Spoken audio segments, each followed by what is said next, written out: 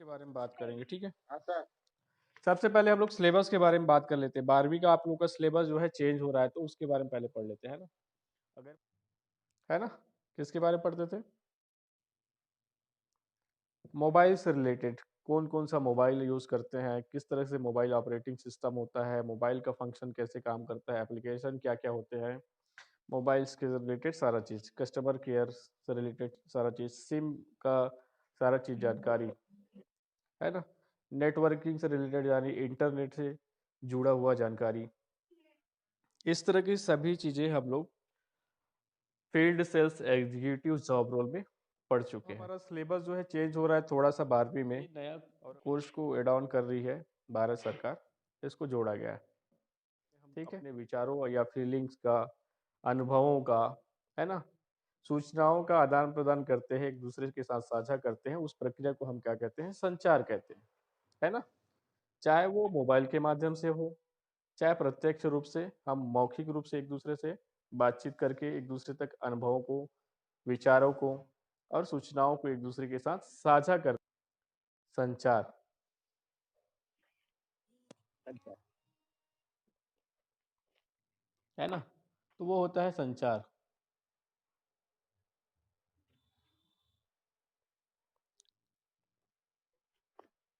Hello. हम्म। तो उसको क्या बोलते हैं? हम संचार बोलते हैं। जी सर। जानवी जुड़ गई। तो देखो, ये हम लोग दो टाइप के पढ़ेंगे 12वीं में। हमारा अभी नया सिलेबस जो हमको भेजा गया है, उसके हिसाब से एम्प्लॉयबिलिटी स्किल, और दूसरा होगा हमारा ओकेशनल स्किल। ओकेशनल स्किल मतलब व्यावसायिक कौशल, मतलब हम एक व्यवसाय के रूप में या बिजनेस कर रहे हैं या जॉब कर जा रहे हैं, तो हमें किस तरह से हमें अपने अंदर कौशल को डेवलप करना है, ठीक है। तो पहले चरण में हम लोग सबसे पहले पढ़ेंगे जो सभी के लिए कॉमन है, वो है कम्युनिकेशन। चाहे वो 11th का बच्चा हो, चाहे 9th का बच्चा हो, चाहे 10th का बच्चा हो, सभी को क्या पढ़ना है? ये कम्युनिकेशन स्किल अनिवार्य है। हर व्यक्ति के लिए कम्युनिकेशन स्किल जरूरी क्यों है? ताकि हम बात कर सके। तो एक हो गया कम्युनिकेशन स्किल, सभी लोग पढ़ेंगे, है ना। स्वप्रबंधन, जिसको क्या बोलते हैं? स्वप्रबंधन, ठीक है। स्वप्रबंधन मतलब स्वयं का कैसे मैनेजमेंट करें, हमारा शेड्यूलिंग कैसे रहना चाहिए, मॉर्निंग से लेकर रात को सोते समय तक हमारा स्वयं का प्रबंधन, हम टाइम को मैनेजमेंट कैसे करते हैं, अपने आप को कैसे प्रबंधित करते हैं समय के साथ, उसको भी जरूरी है, क्योंकि हम लोग अगर जॉब में जा रहे हैं तो ये बहुत ही हमारे लिए जरूरी है। तो इसलिए ये सारे चीजों को हमें ध्यान में रखना है। तीसरे चैप्टर में आएंगे बेसिक आईसीटी स्किल। तीसरा क्या है? बेसिक आईसीटी स्किल, ठीक है। आईसीटी मतलब क्या होता है? बेसिक कंप्यूटर इंफॉर्मेशन टेक्नोलॉजी, है ना। तो ये होता है आईसीटी। कम्युनिकेशन स्किल, संचार कौशल, self management, basic ICT skill. Basic ICT skill के तहत आप लोग सभी कंप्यूटर से रिलेटेड जानकारी, सोशल मीडिया के रिलेटेड जानकारी, चाहे व्हाट्सएप, ट्विटर्स का किस तरह से, फेसबुक का किस तरह से हम लोग इस्तेमाल करके कम्युनिकेशन स्किल को लोगों तक कैसे जुड़ सकते हैं, इसके बारे में जानकारी करेंगे। वीडियो कॉलिंग से रिलेटेड, इंटरनेट से जानकारी, ईमेल्स जैसे सर्विसेज का किस तरह से हम लोग बेनिफिट ले सकते हैं, ये सारे चीज इसमें क्या रहेगा? इन्वॉल्व रहेगा। इसमें हम उससे संबंधित कंप्यूटर, प्रिंटर, ये सारे चीज, सॉफ्ट प्रेजेंटेशन, इसका हम लोग देखेंगे। प्रेजेंटेशन की भी हमें बहुत जरूरत पड़ता है ना। चाहे वो हिंदी टाइपिंग हो, इंग्लिश अंग्रेजी टाइपिंग हो, इंग्लिश या हिंदी की पेपर प्रेजेंटेशन बनाने के लिए, पीपीटी, पावर पॉइंट प्रेजेंटेशन। तो माइक्रोसॉफ्ट रिलेटेड और एक्सेल से रिलेटेड जो भी चीजें आएगा, वो किस में आएगा? हमारा बेसिक आईसीटी स्किल के अंतर्गत आएगा। जैसे हमारे स्कूलों में अभी आईसीटी योजना के तहत क्या लगा है? प्रोजेक्टर लग रहा है, और सभी लोगों को मालूम है कि हमारे 5 कक्षाओं में प्रोजेक्टर लग रहा है। प्रोजेक्टर के माध्यम से, ऑनलाइन वीडियो के माध्यम से बच्चों को पढ़ाना, तो ई लर्निंग भी है। तो आईसीटी स्किल में क्या है? ई लर्निंग कोर्स भी शामिल है। तो कैसे ई लर्निंग कर सकते हैं हम अपने नॉलेज को बढ़ाने के लिए, पर्सनालिटी डेवलपमेंट के लिए, कम्युनिकेशन स्किल के लिए, ये सारी चीजें इस पे रहेगा। इसके बाद आता है एंटरप्रेन्योरशिप स्किल। तो एंटरप्रेन्योरशिप मतलब क्या समझते हैं हम लोग? उद्यमिता, रोजगार परख, है ना। रोजगार कैसे आगे डेवलप करना है, रोजगार को बढ़ाना कैसे है, उसके बारे में क्या करेंगे, जानकारी। तो ये क्या होता है, उद्यमिता। और इसके बाद लास्ट में आएंगे ग्रीन स्किल। आजकल भारत सरकार ने ग्रीन स्किल को भी इसमें शामिल किया है। तो ग्रीन स्किल में हम लोग क्या देखते हैं, ग्रीन स्किल में हम लोग पर्यावरण से संबंधित बचाव और उसमें रोजगार परक कैसे बनाया जा सकता है, उसके बारे में भी इसमें बताया जाएगा।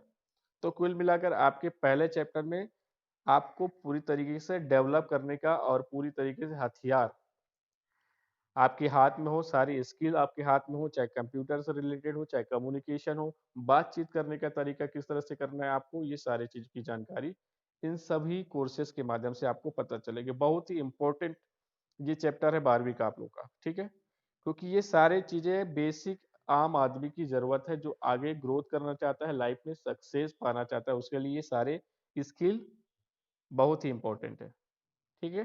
क्योंकि सभी को हमको क्या चाहिए, कम्युनिकेशन स्किल अच्छा होना चाहिए। एक टेलीकॉलर बनने के लिए कम्युनिकेशन स्किल अच्छा होना चाहिए। एक प्राइवेट कंपनियों में जॉब करने के लिए कम्युनिकेशन अच्छा होना चाहिए। बेसिक आईसीटी स्किल, कंप्यूटर की कलाओं में दक्ष होना चाहिए, कंप्यूटर का नॉलेज ज्ञान होना चाहिए, इंटरनेट के ज्ञान होने चाहिए उनको, वेब ब्राउजर्स और इंटरनेट सर्फिंग की नॉलेज होना चाहिए, ईमेल्स की जानकारी होना चाहिए, ईमेल्स में लेन देन कैसे करते हैं, आदान प्रदान सूचनाओं का कैसे करते हैं, और वेबसाइट में हम सर्च कैसे करते हैं, ये सारे चीजें हमको, प्रिंटर को ऑपरेट करने आना चाहिए, ये सारा चीज हम किस में करेंगे, ये आईसीटी वगैरह में करेंगे।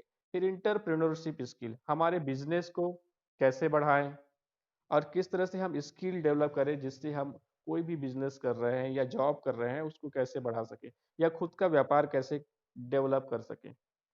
इसके लिए इंटरप्रेन्योरशिप स्किल को इसमें शामिल किया गया है। ग्रीन स्किल, ग्रीन स्किल में पर्यावरण संबंधित रोजगार परक जो चीजें हैं उनको शामिल किया गया है, ठीक है। अब आते हैं इसके बाद भाग दो, आपकी चैप्टर के भाग दो में क्या है, वोकेशनल स्किल, व्यवसायिक कौशल। तो व्यावसायिक कौशल के अंदर हम लोग क्या पढ़ते हैं, fundamental of optical fibre technology. सबसे पहला चैप्टर क्या है, fundamental of optical fibre technology. तो ऑप्टिकल फाइबर टेक्नोलॉजी की बेसिक सामान्य जानकारी क्या है, किस तरह से ऑप्टिकल फाइबर काम करता है, कैसे ही इसका यूज होता है, आज मार्केट में ऑप्टिकल फाइबर की जरूरत क्यों है, ऑप्टिकल फाइबर ज़्यादा से ज़्यादा क्यों लोग आगे पहुंच रहा है, या हर सेक्टर में गवर्नमेंट या प्राइवेट सरकारी संस्थाओं में क्यों ज़्यादा उपयोग हो रहा है, इसके बारे में हम चर्चा करेंगे। फंडामेंटल ऑफ ऑप्टिकल टेक्नोलॉजी में इसमें पढ़ाई करेंगे। उसके बाद है tools and equipment and safety precaution. तो इसमें कौन कौन से टूल्स यूज होते हैं, किसमें, ऑप्टिकल फाइबर में, ठीक है।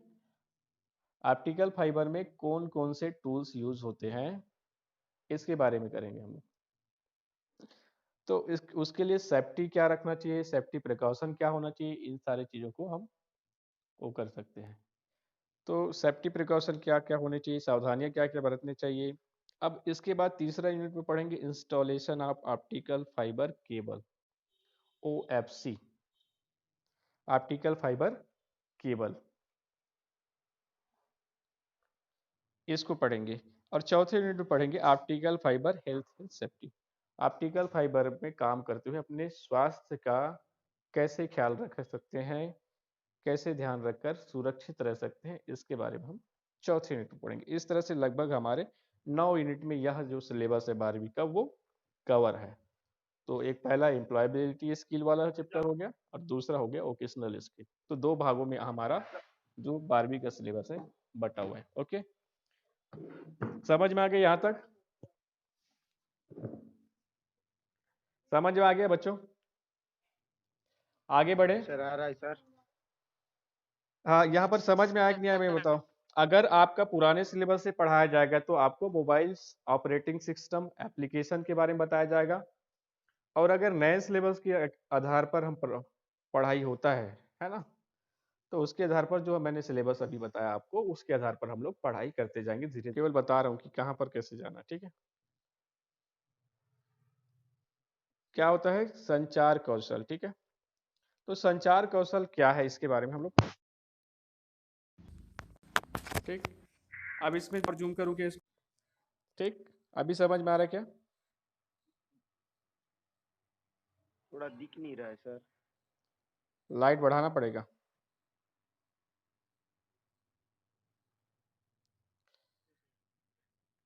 देखो इसको, चलो मैं बता रहा हूँ पढ़ के आपको, है ना। आप दिख रहा है सर। हम्म।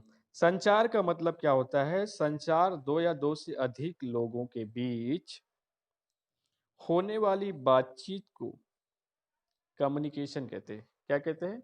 संचार दो या दो से अधिक व्यक्तियों के बीच होने वाली बातचीत को क्या कहते हैं हम लोग? कम्युनिकेशन या संचार कहते हैं। कम्युनिकेशन कहते हैं। उसमें कोई व्यक्ति अपने विचारों को, अपनी भावनाओं को, फीलिंग्स को, या किसी सूचना को, इंफॉर्मेशन को क्या करते हैं, अपने सामने वाले व्यक्ति तक या समूह को देता है।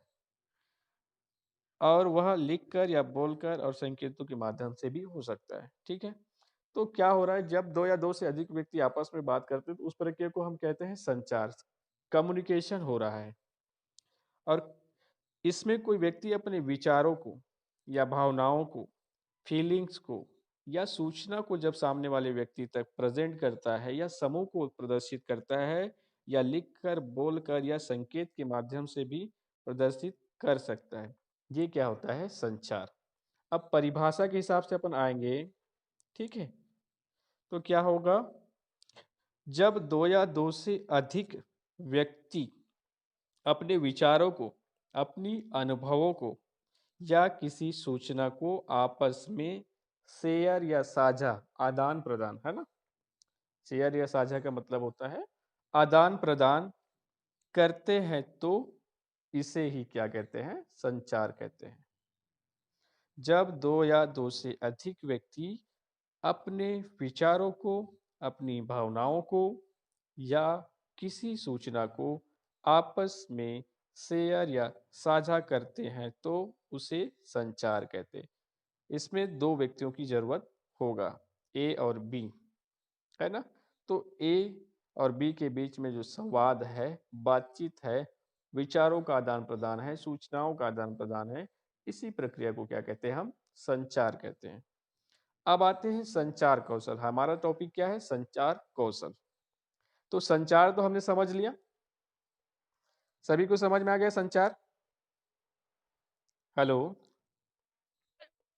संचार समझ में आ गया? जी सर, समझ में आया। अब हम देखो, अब संचार समझ गए तो हमको क्या पढ़ना है? संचार कौशल, ठीक है। संचार कौशल।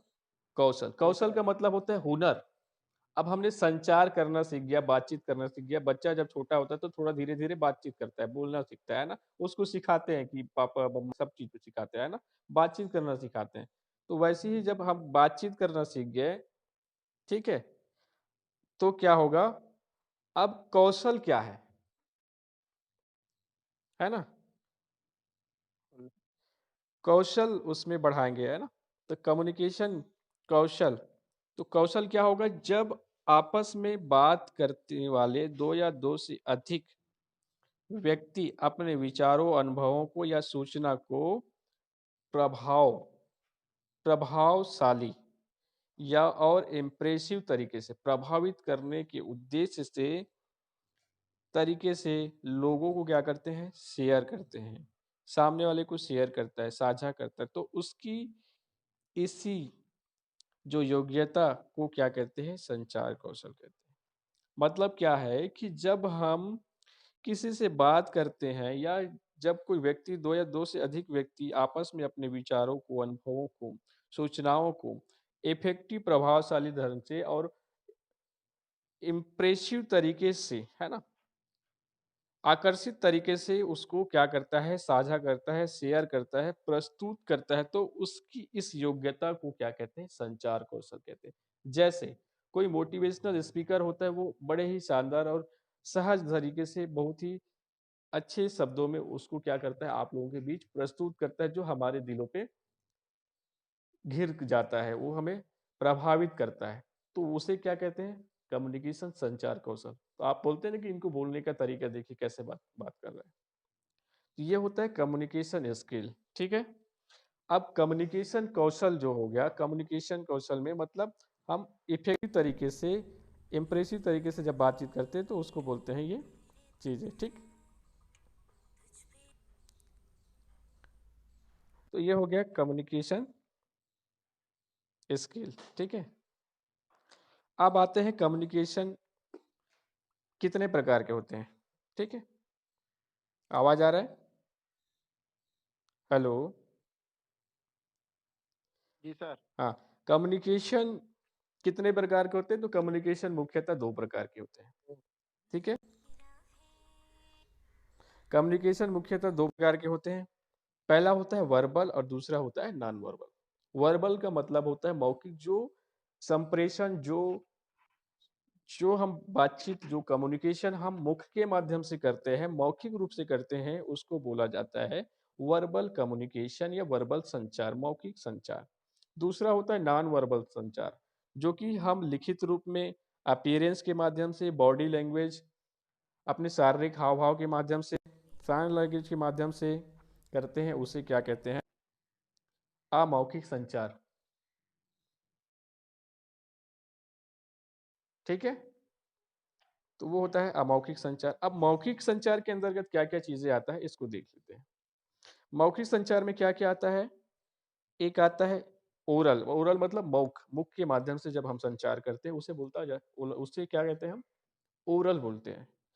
और जब टेलीफोनिक माध्यम से हम संचार करते हैं उसको टेलीफोनिक कहते हैं, है ना। टेलीफोनिक मुख के माध्यम से ही हम मुख से बातचीत करते हैं, वो भी ओरल ही है। और दूसरी तरफ नॉन वर्बल में आएंगे तो क्या होता है? नॉन वर्बल में हो गया लिखित। अब लिखित में क्या क्या चीजों को हम लोगों तक पहुंचा सकते हैं या बातचीत कर सकते हैं, सूचना को? एक पत्र के माध्यम से, लेटर के माध्यम से, एक शपथ पत्र के माध्यम से, एक शिकायत पत्र के माध्यम से लोगों तक सूचनाएं पहुंचाते हैं, है ना। या ग्रीटिंग पत्र के माध्यम से, या शुभकामनाएं पत्र के माध्यम से। इस तरह से लेटर के माध्यम से या समाचार पत्र के माध्यम से या ट्विटर, फेसबुक के माध्यम से लिखित रूप में हम एक दूसरे तक क्या करते हैं? सूचनाओं को पहुंचाते हैं। वैसी अपीयरेंस हो गया, हम संकेतों के माध्यम से, स्पर्श के माध्यम से, टच करके सामने रह के बातचीत करते हैं। तो ये सारा चीज है। और तीसरा आता है बॉडी लैंग्वेज। बॉडी लैंग्वेज मतलब हमारा शारीरिक हाव भाव। शारीरिक हाव भाव में क्या आता है? हमारा आई का इंप्रेशन, आई कांटेक्ट। हम आई कांटेक्ट करके कैसे बात कर रहे हैं, मुख में स्माइल करके कैसे भाव भाव से कैसे बात कर रहे हैं, या गुस्से हैं तो हम अपने भाव भंगिमा से कैसे गुस्से को प्रकट कर रहे हैं, हम माध्यम से कैसे बातचीत कर रहे हैं, हाथों के मूवमेंट के माध्यम से कैसे बातचीत कर रहे हैं। ये सारा चीज आता है हमारे शारीरिक हाव भाव। अब दो तरीके से हमने वर्बल और नॉन वर्बल को समझ लिया। अब संचार का माध्यम क्या क्या है ये भी हम लोग जान लेते हैं कि मुख्यतः संचार के हम लोग क्या क्या माध्यम देखते हैं, जिसके द्वारा बहुत सारे लोगों तक हम सूचनाओं को प्रदान करते हैं, सूचनाओं का लेन देन करते हैं, आपस में साझा करते हैं। तो क्या वर्बल और नॉन वर्बल दो प्रकार के संचार होता है। और इसके अंतर्गत बहुत सारे चीजें आता है। वर्बल में जितने भी मुख के माध्यम से हम लोग मौखिक रूप से जो संचार करते हैं, चाहे वो टेलीविजन के माध्यम से हो, चाहे यूट्यूब के माध्यम से हो, या किसी भी तरीके के माध्यम से, या वीडियो कॉलिंग के माध्यम से, ये सारी चीजें आता है वर्बल कम्युनिकेशन के अंदर। नॉन वर्बल कम्युनिकेशन में वे सभी माध्यम आता है जो लिखित रूप में हो, चाहे साइन लैंग्वेज में हो, सांकेतिक भाषा में हो, शारीरिक हाव भाव के माध्यम से हो, वो सारी चीजें कम्युनिकेशन जो है किस में आता है? नॉन वर्बल कम्युनिकेशन में। अब नॉन वर्बल और वर्बल के अंतर्गत क्या क्या चीजें आता है, क्या क्या उससे संबंधित आते हैं, इस पे चर्चा करते हैं। जैसे वर्बल कम्युनिकेशन मौखिक संचार में आता है वार्तालाप। लोगों से वार्तालाप करते हैं, जैसे द्विपक्षीय, बहुत सारे लोगों तक हम आपस में संचार प्रक्रिया करते हैं, वो क्या आता है? वार्तालाप जो है मौखिक संचार में। जैसे प्रेस सम्मेलन, प्रेस सम्मेलन जैसे समाचार न्यूज या टीवी चैनल वाले किसी मुद्दे को लेकर, जैसे अभी गलवान घाटी पर चाइनीज जो सेना है उन्होंने वहाँ पर कब्जा कर रहे हैं या कब्जा करने की कोशिश कर रहे हैं, तो उस मुद्दे पर प्रेस कॉन्फ्रेंस सम्मेलन बुलाया जाता है कि इस मुद्दे पर ऐसा है। तो इस तरह से सम्मेलन जो करते हैं वो क्या होता है, मौखिक संचार के तहत आता है। और क्या है, प्रदर्शनी जैसे लगाते हैं, जैसे आप लोगों ने क्या लगाया था, प्रदर्शनी। क्या प्रदर्शनी लगाया था, मार्केटिंग का, कम्युनिकेशन प्रोडक्ट के बारे में आप लोगों ने प्रदर्शनी लगाया, तो वो भी क्या है, एक मौखिक संचार है। हम उसके द्वारा हम लोगों तक सूचनाओं को पहुंचा रहे हैं मौखिक रूप से, प्रदर्शनी लगाकर, ठीक है ना? तो वो हो गया। और क्या है, तीसरा है भाषण। बहुत सारे लोग के साथ एक साथ जुड़ सकते हैं भाषण, है ना? लोग नेताओं का या कोई भी व्यक्ति का, जैसे 15 अगस्त या 26 जनवरी भाषण जब देते हैं कोई व्यक्ति, तो वहाँ पे बहुत सारे लोग एक साथ उनसे साथ जुड़ जाते हैं, कम्युनिकेट हो जाते हैं। तो एक साथ कम्युनिकेशन हो जाता है वहाँ पर। अब आते हैं वाद विवाद। तो वाद विवाद जैसे है, वाद विवाद मतलब किसी एक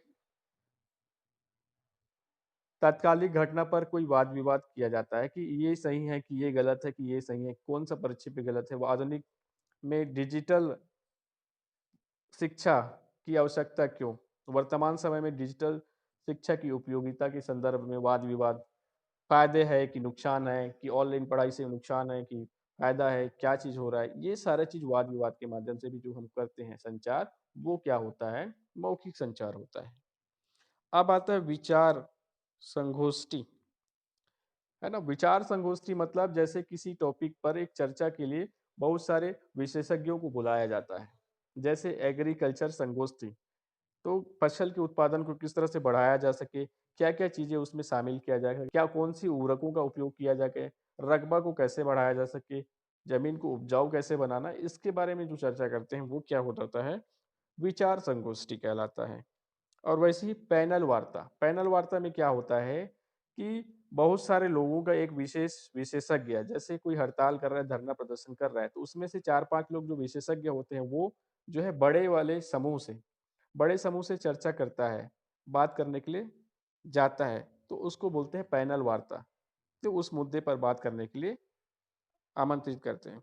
सम्मेलन में क्या करते हैं, विचार विमर्श हेतु कुछ सम्मेलन किया जाता है, कृषि मेला और कुछ मेला है, विज्ञान मेला, तो उसमें विचार विमर्श किया जाता है, कबाड़ से जुगाड़, है ना? तो इसमें प्रदर्शनी होता है, तो ये भी मौखिक संचार है। तो यहाँ पर मौखिक संचार समझ में आ गया क्या क्या चीजें, क्या क्या है, वार्ता, है ना, द्विमार्गी वार्ता हो गया, प्रेस सम्मेलन, प्रदर्शन मार्केटिंग या प्रचार प्रसार हेतु, और हो गया भाषण, वाद विवाद, विचार गोष्ठी, पैनल वार्ता, सम्मेलन, विचार विमर्श हेतु किसी विशेष सब्जेक्ट पर, जैसे कबाड़ से जुगाड़, प्रदर्शनी, मेला लगाया जाता है स्कूलों में। तो इस तरह से हम समझ सकते हैं मौखिक संचार को। अब आते हैं हम गैर मौखिक संचार की ओर। गैर मौखिक संचार में क्या क्या शामिल किया जाता है, जैसे आता है सूच सूचना पटल, है ना? गैर मौखिक में पहला क्या आता है, सूचना पटल। अब सूचना पटल से क्या समझते हैं हम लोग, सूचना पटल के माध्यम से आप सभी को, जैसे स्कूलों में हो गया, सरकारी दफ्तरों में हो गया, प्राइवेट संस्थानों में हो गया, अस्पतालों में हो गया, कहीं भी हो, हम एक सूचना पटल देखते हैं जहां पर वो तात्कालिक सूचना वहां पर लिखा रहता है, जैसे एग्जाम इस तारीख को पोस्टपोन किया जाता है, आगामी आदेश तक आपके परीक्षाएं नहीं होगा, इस तारीख से आपकी परीक्षाएं निहित है, तो उसका डेट और डिटेल सारा चीज जानकारी हमें कहाँ मिलता है, सूचना पटल पर। किसी भी ऑफिस के सूचना पटल पर ये सामान्य और बेसिक महत्वपूर्ण जानकारी वहीं पर चस्पा रहता है। समझ में आ गया? अब आते हैं समाचार बुलेटिन। समाचार बुलेटिन का मतलब क्या है कि संस्था, कोई संगठन, कोई विभाग समाचार और लिखित सूचना को क्या करते हैं, वहां पर डाल देता है, कहाँ पर, अपने सूचना पटल पर, उसी को क्या कहते हैं, समाचार बुलेटिन, जो कि एकदम ताजा होता है, आज का है, तो आज का इस डेट पर ये चीजें प्रक्रिया होने वाला है, उसके संदर्भ में सूचना पटल पर चस्पा कर दिया जाता है, वो होता है समाचार बुलेटिन। प्रिंट मीडिया, है ना? प्रिंट मीडिया क्या हो गया, समाचार पत्र पत्रिकाओं में संपादन करना, छापना जो है प्रिंट मीडिया के माध्यम से लोगों तक सूचनाओं को पहुंचाना, जैसे पर्यावरण बचाओ, तो क्या कर दिया, एक व्यक्ति ने लेख लिखा पर्यावरण संरक्षण पर, एक लेख प्रकाशित होता है, किसमें होता है, समाचार पत्र में या पत्रिकाओं के माध्यम से।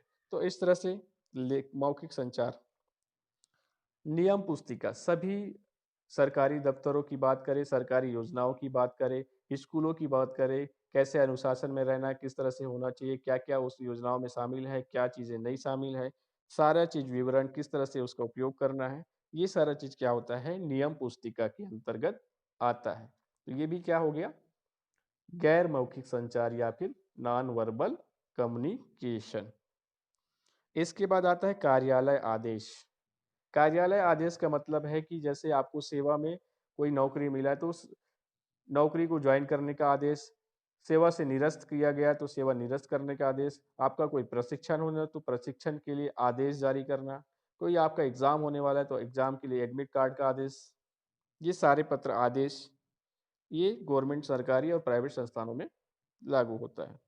जैसे पत्र के माध्यम से लोगों तक सूचनाओं को पहुंचाना, एक स्थान से दूसरे स्थान तक, एक व्यक्ति से दूसरे व्यक्ति तक, एक व्यक्ति से हजारों व्यक्ति तक सूचनाओं को भी पहुंचाया जा सकता है। फॉर्म, जैसे एडमिशन फॉर्म में बहुत सारी जानकारी मांगा जाता है, ये भी मौखिक संचार का एक उदाहरण है, जिसमें आपका जन्म तिथि, माता का नाम, पिता का नाम और आपका एड्रेस, आपकी रुचि, सारा चीज उसमें शामिल होता है। तो ये हो गया फॉर्म का स्वरूप। और हो गया पुस्तकें, जो आप लोग सभी लोग पढ़ते हैं, पुस्तकों के माध्यम से सूचनाएं आप तक, ज्ञान आप तक पहुंचता है, ये हो गया गैर मौखिक संचार। ठीक, तो हमने क्या क्या पढ़ा, मौखिक संचार और गैर मौखिक संचार, समझ में आ गया, यहां तक समझ में आया बात, आ गया। अब आते हैं, यहां तक समझ में आ गया आप लोग को, हेलो। जी अब आते हैं मौखिक संचार और गैर मौखिक संचार। ठीक है, तो मौखिक संचार समझ में आ गया सभी लोग को, गैर मौखिक क्या है, इसमें दोनों में भेद आप लोग कर सकते हैं, अंतर बता सकते हैं। ठीक है, अंतर लिख सकते हैं कि नहीं जी। अब आते हैं मौखिक संचार की विशेषताएं। मौखिक संचार की, तो मौखिक संचार के अंतर्गत क्या क्या चीजें आता है, इसके बारे में हम लोग चर्चा करेंगे। तो मौखिक संचार में का मतलब क्या है, कम समय में अधिक लोगों के साथ क्या है, संचार संभव है, संवाद संभव है। मौखिक संचार में क्या है, कम समय में अधिक से अधिक लोगों तक संवाद संभव है। कैसे संभव होगा, यूट्यूब, फेसबुक, समाचार पत्र, टेलीविजन, रेडियो, इन सभी माध्यम से हम अपनी आवाज को, अपनी सूचनाओं को एक से अधिक लोगों तक एक ही समय में पहुंचा सकते हैं। ओके, दूसरा है त्रुटियां होने की संभावनाएं कम होता है।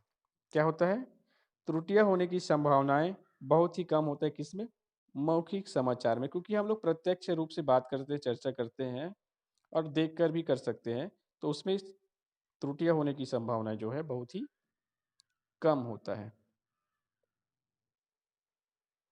ठीक है, तो हम लोग पहले अभी पढ़ रहे हैं संचार, दिख रहा है क्या सभी लोग को, ठीक है। मौखिक संचार, इसमें क्या होता है, तीसरा पॉइंट है समय की बचत। मौखिक संचार में क्या हो जाता है, एक से अधिक लोगों को तक हमको सूचना पहुंचाना है, या हमको संचार करना है, कम्युनिकेशन करना है, बातचीत करना है, या क्लास लेना, या ई लर्निंग माध्यम से ऑनलाइन क्लासेस चलाने हैं, तो हम एक साथ कई हजार लोगों को एक साथ जोड़ सकते हैं, यूट्यूब के माध्यम से, फेसबुक के माध्यम से, वीडियो के माध्यम से, ग्रुप में भेज सकते हैं। तो ये हो गया कि समय की इससे बचत हो जाता है। विचार विनिमय से व्यक्तिगत संबंधों में मधुरता आता है। आपसी विचार, हम लोग जब लोगों के माध्यम से आपस में बैठकर जब चर्चा करते हैं, अपने विचारों का विनिमय करते हैं, आदान प्रदान करते हैं, तो उसमें व्यक्तिगत लोगों के संबंधों में क्या आता है, मधुरता आता है, कि भैया हम एक दूसरे से बात करते हैं, प्यार से बात कर सकते हैं। इससे क्या होता है, एक दूसरे के प्रति प्रेम की भावना बढ़ता है, आपस में प्रेम भाव, सद्भाव बढ़ता है। ठीक, अब आता है चौथा, विचार विनिमय के बाद आता है आपातकालीन समय में अत्यंत उपयोगी है। जैसे आपातकालीन समय क्या है, अभी चल रहा है वर्तमान समय, ठीक है। है ना? समझ में आ रहा है? अभी आपातकालीन समय चल रहा है क्योंकि कोरोना बीमारी बहुत ज़्यादा स्तर पर फैला हुआ है। तो उसके कारण क्या है, हम लोग आपस में प्रत्यक्ष रूप से हम लोग क्या कर रहे हैं, क्लासेस नहीं ले पा रहे या हम क्लास में ज्वाइन नहीं हो पा रहे। तो जिसके कारण हमें अप्रत्यक्ष माध्यम चयन करना पड़ रहा है, ई लर्निंग माध्यम की से हम लोग पढ़ाई कर रहे हैं। तो ये आपातकालीन समय में बहुत ही उपयोगी है। द्रुत गति से संदेश का संप्रेषण, मतलब बहुत तेज गति से संदेश का संप्रेषण इससे होता है। आवाज, कलम, कंप्यूटर, टाइपराइटर, टाइपिस्ट की जरूरत नहीं पड़ता। इसमें कोई जरूरत पड़ रहा है क्या? टाइपराइटर, कलम की, कंप्यूटर की, टाइपराइटर की, टाइपिस्ट की, इसमें जरूरत नहीं है। हम सीधा संवाद कर रहे हैं। प्राप प्रापक या श्रोता या सुनने वाले से हम फीडबैक मिलने की भी संभावना व्यक्त कर सकते हैं कि हम जो चर्चा कर रहे हैं उसके परिचय पे भी हम हमको फीडबैक दे सकते हैं। अब आते हैं हम गैर मौखिक संचार की ओर। ठीक है, गैर मौखिक संचार की तुलना में अधिक विश्वसनीय है। मौखिक संचार की तुलना में ये गैर मौखिक अधिक विश्वसनीय क्यों है, इसको देखते हैं। दूसरा पॉइंट क्या है, भविष्य में साक्ष्य और संदर्भ के रूप में प्रस्तुतिकरण की संभावना है। अब किसी के संदर्भ हमने ये कहा कि मैं आपको कल तक पैसा दे दूंगा या पक्का लिख के देता हूँ, उन्होंने ऐसा किया। कोई चीजें झगड़ा या कुछ विवाद की स्थिति में क्या होता है, जो लिखित रूप से वर्णन होता है, लिखित रूप से लिया गया साक्ष्य जो है ज्यादा महत्वपूर्ण होता है। उसको बाद में आप प्रस्तुत कर सकते हो समय पड़ने पर।